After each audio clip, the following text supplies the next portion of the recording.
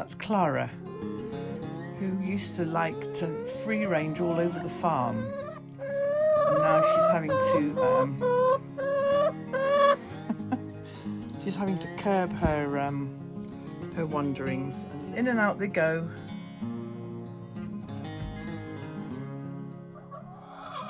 Through the pop hole, coming in, going out. It's a lovely life being a hen.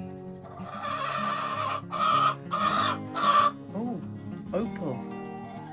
That's a lot of noise. Is that an egg-laying amount of noise? That's Josephine. I'll tell you about Josephine. Every morning I come down to see to the hens, and Chip, the bad cockerel, is just pacing up and down outside the exercise yard, I call it. And for the past 2 or 3 days, Josephine has been out there with him. So the first day I caught her quite easily and clipped her wing, thinking that amazingly she was flying over this very tall fence that Jack and Anthony made for me. But this morning, so she has a clipped wing, fine, doesn't hurt her, it's all good. But this morning I came down, Chip was walking up and down outside, eyeing up the girls, and Josephine was out there with him as well. How is she getting out? Because, you know, it's the bane of my life having these hens escaping from the hen shed. So I chased Chip into Eileen's run over there. There he is. But when I turned round, Josephine was back in the exercise yard. So I walked up and down. Watch her now. So Josephine then, can you see her there? She's walking up and down the side of the hen run where all the nettles are growing, because she found her way through a tiny little Josephine-shaped hole. And although she hasn't got a brain, she knows it's there. Well, it was there. I've blocked it up now. So she's trying to find it, look. It's there. I put that big water feeder, not that one, the other water drinker, I've put it right next to the hole. She knows it's there. She's trying to get through it now. So not much brain, but a lot of instinct. She can remember there was a hole there, and she must have fallen in love with Chip because she wants to be back out with him again. And Chip's making crooning noises to her. It's true love. I've separated this Romeo and Juliet pair, haven't I? It's not very kind of me. It has to be this way because I can't have a garden if I've got hens in the garden. Those two things are not compatible. Growing vegetables, keeping hens. You have to keep one away from the other. So you either fence in your hens or you protect your vegetables. And for me, it was the former, not the latter.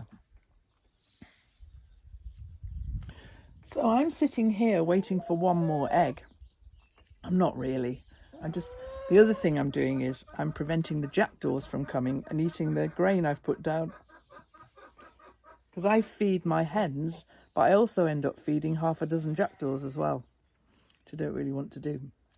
So this morning, it's still early morning, and I've been up and seen to watering things. See, Josephine's back in here now. What are you doing, Joe? She was one of the hens I inherited when my neighbour moved and left me as hens. She's one of them. They're all hanging out there in the sun lounge. Just hanging out, having dust baths, sorting their feathers out, just chatting away, chilling. And from being a very, very noisy first thing when I was feeding them, they've settled down into a nice quiet calm, which I like. Funny old goose. I took Eileen for a swim last night. She had a fantastic swim, about half an hour, just flapping her feathers. And she walked herself back down again. Oh, hello.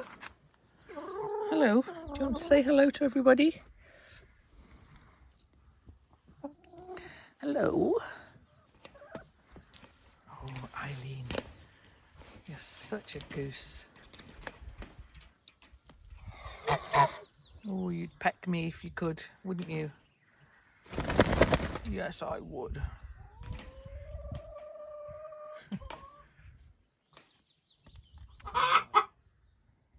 I put subtitles up, shouldn't I?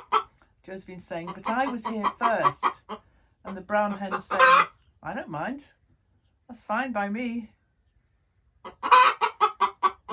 Yes, but I don't like having someone else in my nest box. I want to be on my own.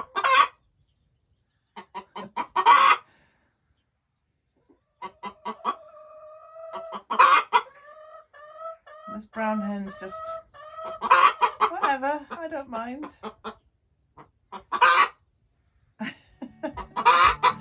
they do make me laugh.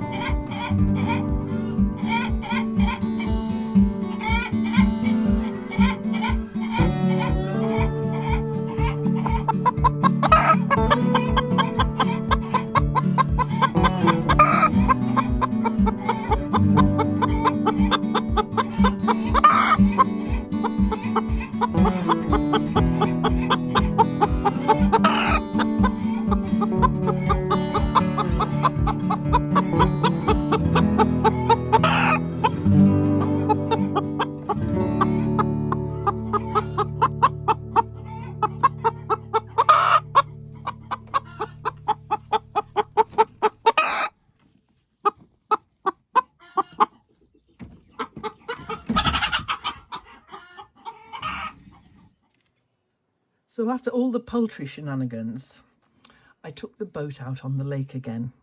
Soon the fishing will start again, and it was a beautiful afternoon, so I thought it was a good opportunity to have another row out onto the lake like I did last time. I rode into the middle of the lake, I took a picnic. If anything, it was even sunnier and milder than the last time I went out. And I took my book and a bite to eat, and I sat in the middle of the lake for a couple of hours.